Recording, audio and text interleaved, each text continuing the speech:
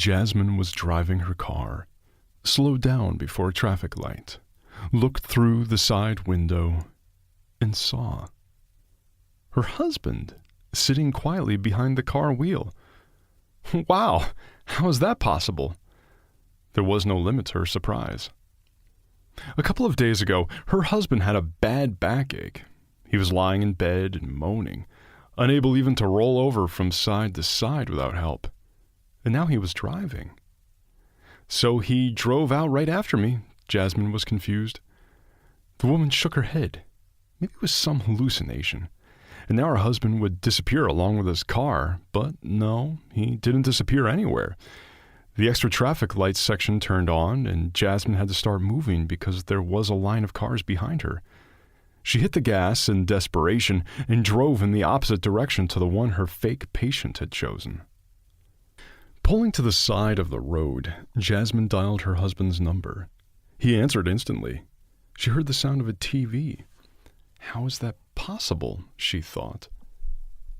Eric, are you home? The wife asked her husband sternly. No, at my mistress's, the spouse replied, grinning. Already? So soon?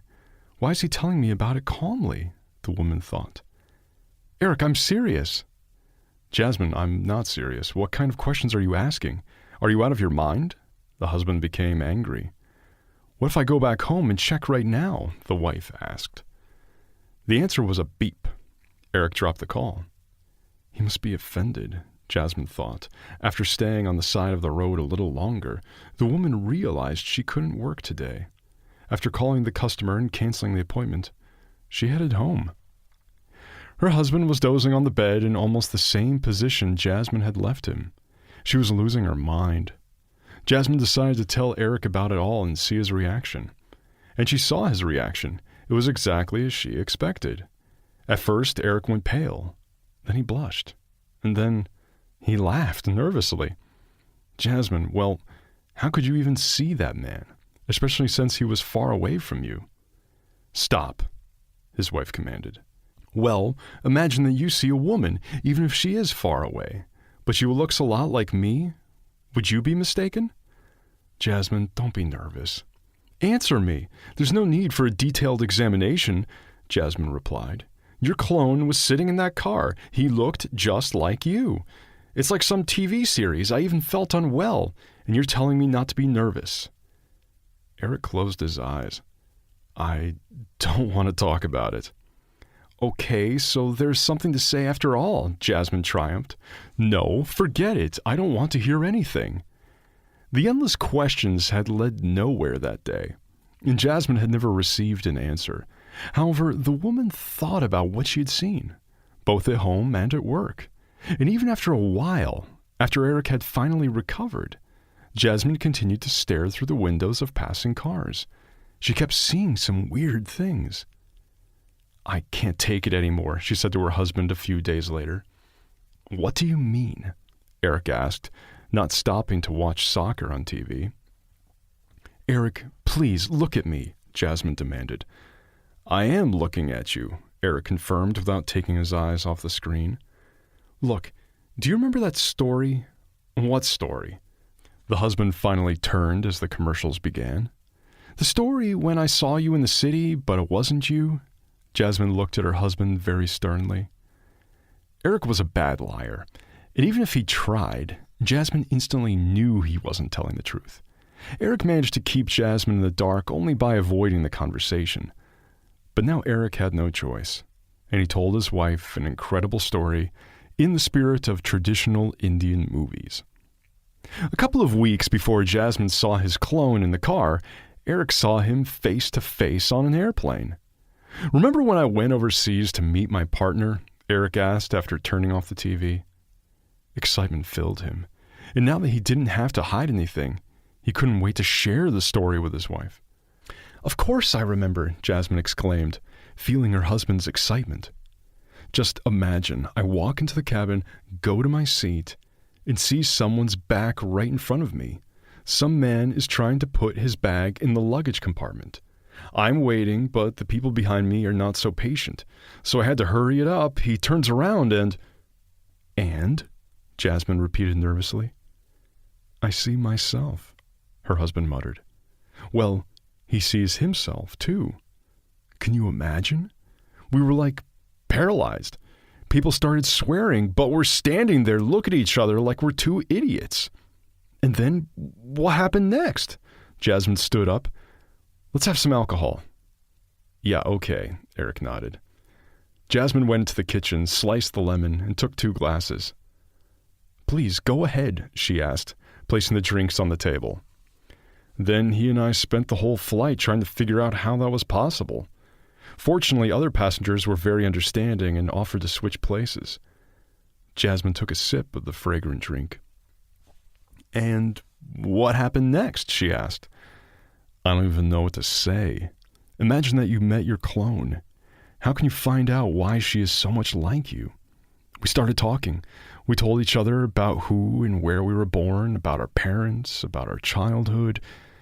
And Jasmine was impatient to hear the ending of the story. Hurry up, talk, skip all the details. Let's get right to the point. What did you find out? Nothing, Eric answered disappointedly.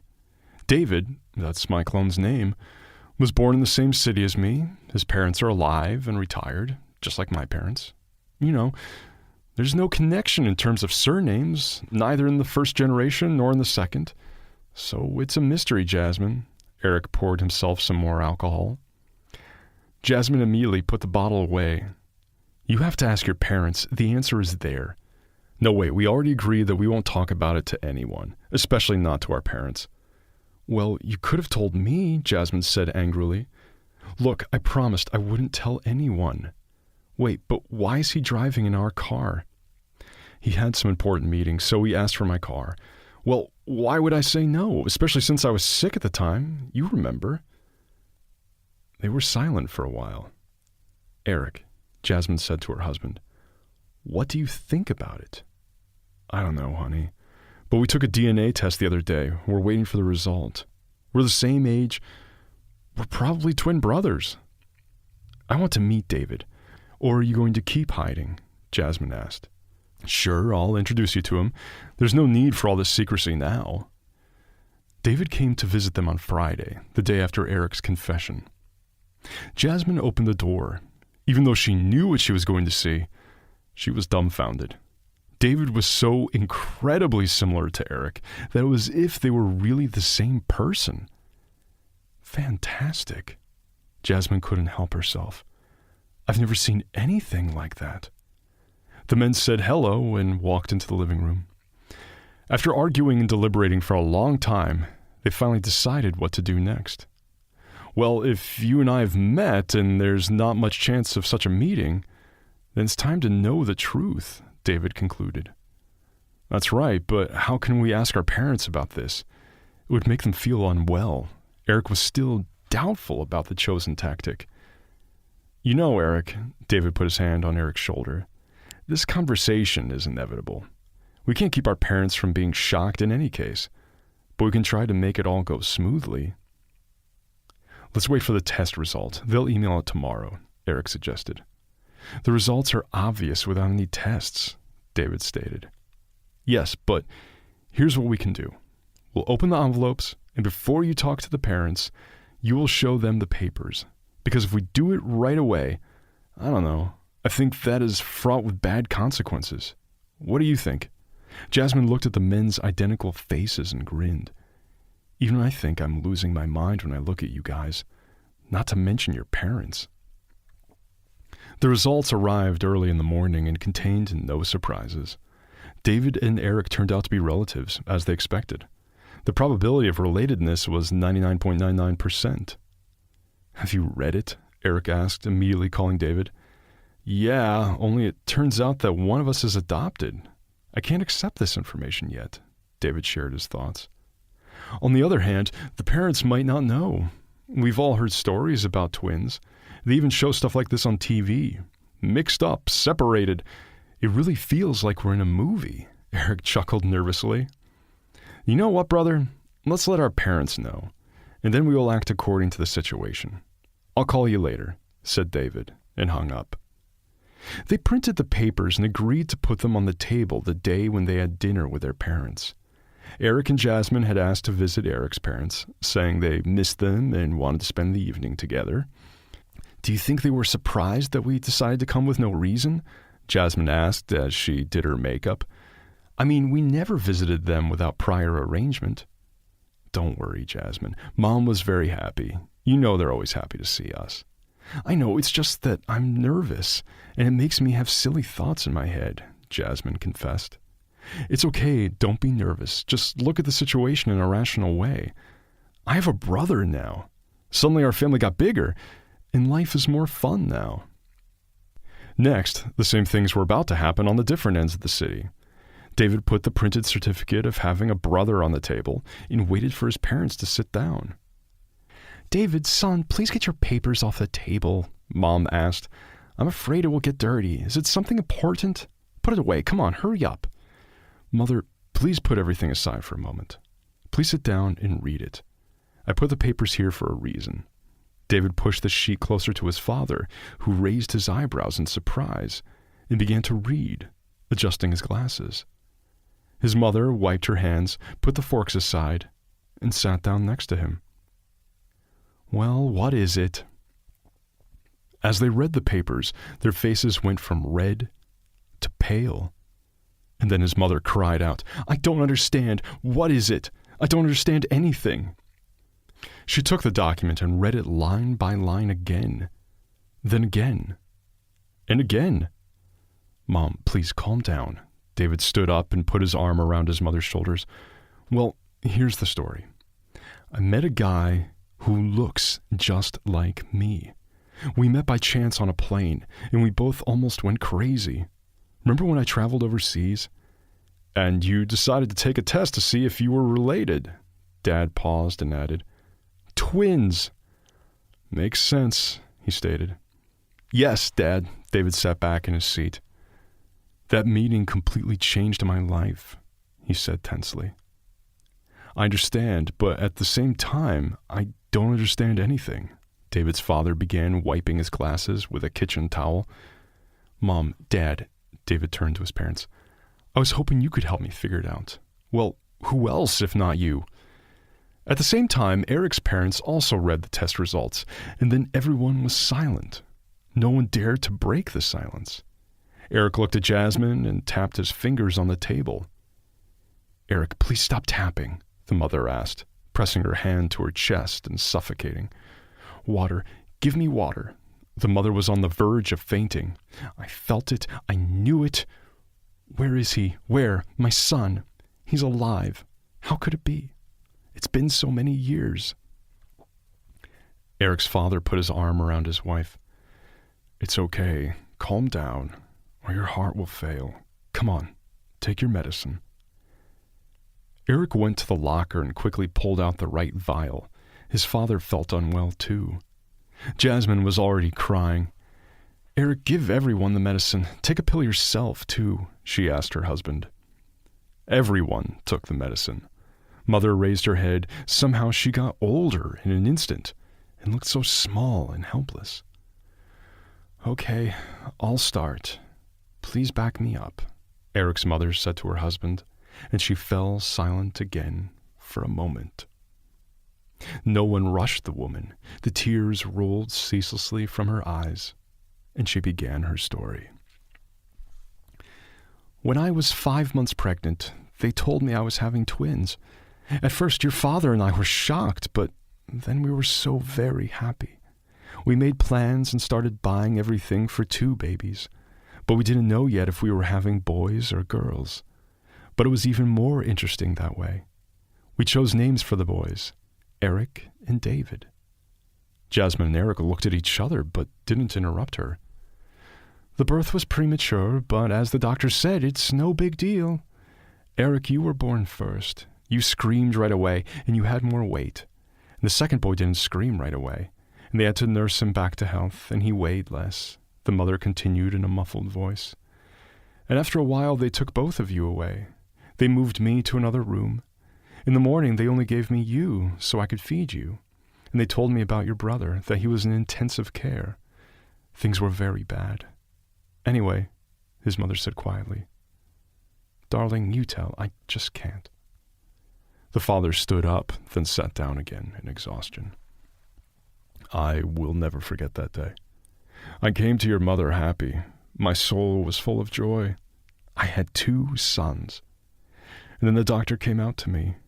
It was an aged man, and he was trying not to look at me. I immediately sensed something bad. Anyway, he said, 1 baby died. Heart failure. Jasmine and Eric looked at the parents dumbfounded. How is this possible? Because David is alive and perfectly healthy. Now I understand, Eric's mother finally said. Our boy survived. And apparently he was adopted, Jasmine finished her thought. I don't understand one thing. How is that possible? How did it happen? After all these years, your brother was found, David's father said thoughtfully, and looked at his son and daughter-in-law as if he were asking them to finally tell what had happened. Interrupting one another, they told about the brothers' amazing encounter. Gee, I'll speak for myself and Mom. We'd like to meet him. What's his name? His father asked quietly. David, Eric and Jasmine answered together. David, the mother echoed, tears rolling down her face once again. Let's calm down a little and think about what we should do now, David said. His parents confessed that they had adopted him, but they had not planned to talk about it, to reveal the secret. And the fact that they had to do it under such circumstances had hurt them very much. Son, dear, please try to understand. We're not villains or criminals. We had no idea that you were one of the twins. They told us that your biological mother abandoned you. The young girl had a baby secretly from her parents.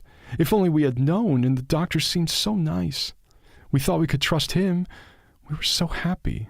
We were so happy when we had you. His mother jumped up and down and rushed around the kitchen, clutching her hands nervously. Calm down, stop flickering in front of our eyes and sit down, Father tapped the chair, urging his wife to sit down. I can't believe it. It turns out that they lied to you? That's not what happened. They told some woman that one of the boys had died. So they stole me, and here I am, alive and well. The man paused for a moment and quietly added, Sorry. Please tell me everything about that, David asked.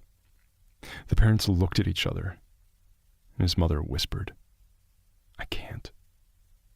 Let your father tell. Me and your mom, he stopped abruptly at that word. But David put his hand on his father's arm and shook it lightly and hugged his mother. Well, the man continued, encouraged by his son, we got married early when we were still in university. We couldn't wait any longer. We were in the same class. We studied at the same school. We were young and stupid, and your mother got pregnant very early. When we lived with my parents, my mother was 37. She also gave birth to me very early. She was working, and she wasn't going to quit her job to help us with our baby. She scolded us, saying that she coped with me without grandmothers and any help, so we have to cope with the baby without help either. But then there would have been no one to take care of the baby, and we were still students. We needed to finish the university, so we decided abortion. Then we became smarter. No children until graduation. And after that, your mother got pregnant again. But it was a very difficult pregnancy. Your mother was in the hospital all the time. But it didn't help. We lost the baby. Then 3 years later, we just barely got pregnant. Everything was fine. And we were happy. But in her 8th month of pregnancy, your mother twisted her ankle and fell. That boy was born prematurely. He was very weak. He only lived for a week. And then the doctor said we couldn't have any more children. We cried and applied for adoption. 3 months later, they called us and said we could speed up the process. The father lowered his eyes. For the right money, he whispered. I'm sorry, David. David's heart was racing. He was ready to cry, to scream. They had bought him. They had simply given money for him. How was that possible? They took a baby from one woman and gave him to another? For money? But David remained silent. He loved his parents. They had raised him well. He never felt like he was a stranger. His mother's love was boundless. His father gave him the kind of attention and care that he had never seen from the fathers of other children. He said nothing. He hugged his parents and cried softly. "Son, please, try to understand me," his father continued, stroking David on the shoulder. "Your mom was in such a state back then." David didn't judge them. He understood everything perfectly. But anger, resentment, and indignation swept over him. Who gave that doctor the right to dispose of people's lives? No, there was nothing to complain about, but it could have been very different. David clenched his fists. "What are we going to do, son?" his mother asked quietly. "First of all, nothing has changed between us," David reassured them.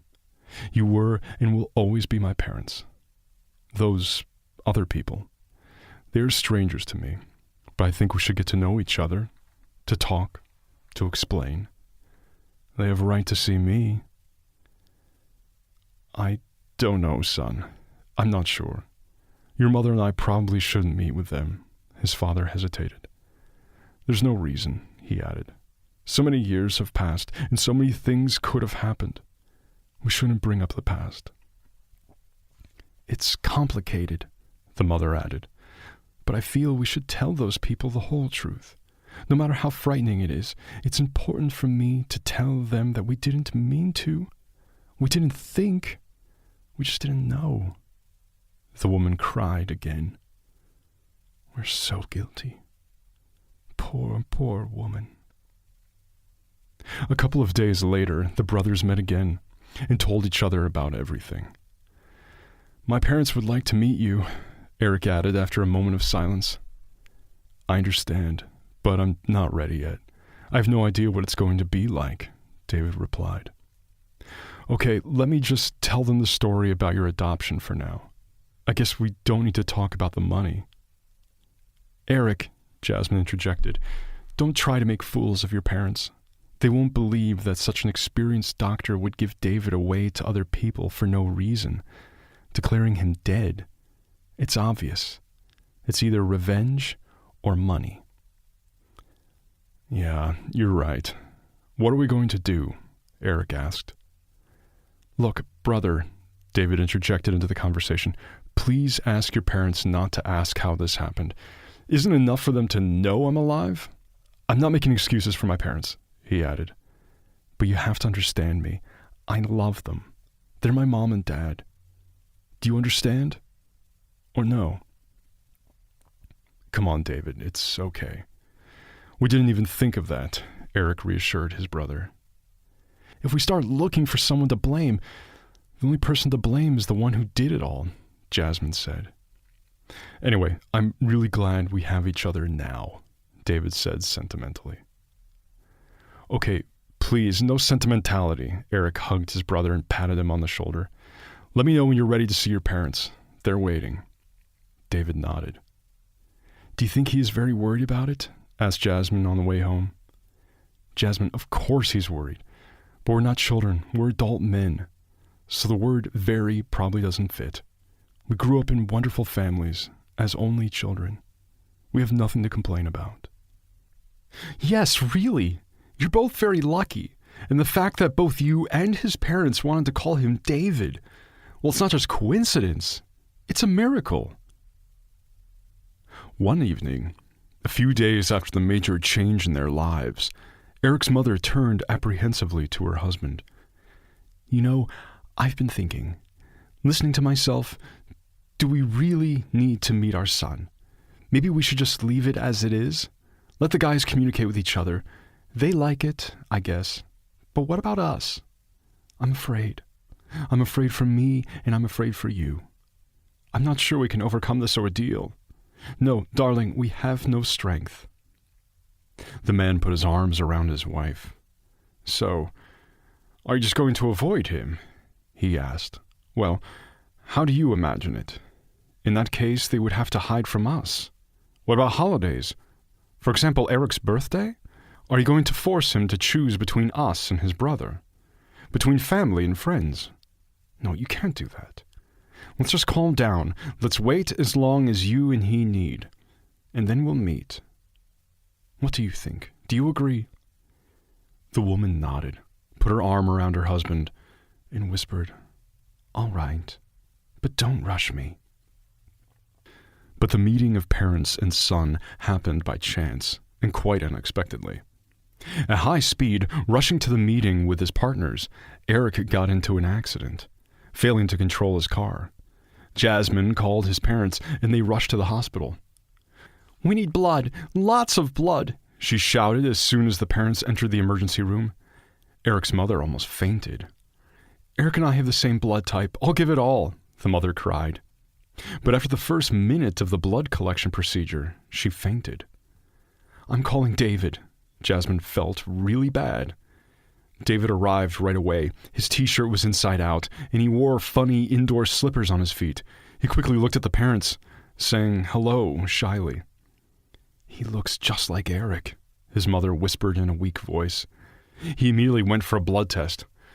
"Unfortunately, we can't give your blood to your brother either. You had viral hepatitis. It's unacceptable." "I didn't know that," David exclaimed in shock. "We don't have the right blood type right now," the doctor reported. "It's a rare blood type, and by the time they bring it from another hospital, time will be wasted." "My father has the same blood type," David muttered. The doctor looked at Eric's father in surprise. "But why didn't you say a word about it? Your son is dying and you—" No, David quickly muttered, "not him." The doctor shook his head. "Quickly, go ahead." David dialed his father's number. The time dragged on endlessly. When David's parents entered the emergency room, everyone finally calmed down. The blood from David's father matched perfectly. Eric quickly began to heal. No one wanted to think about how it might have ended if not for David's father.